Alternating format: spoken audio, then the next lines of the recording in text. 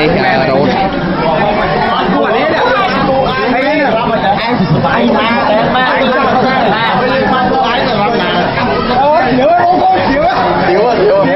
tôi sẽ đây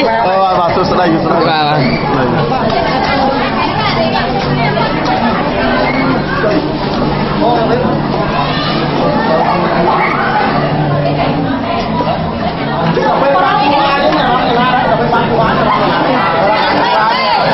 lên anh em mai phụ qua hai ba ta tiếp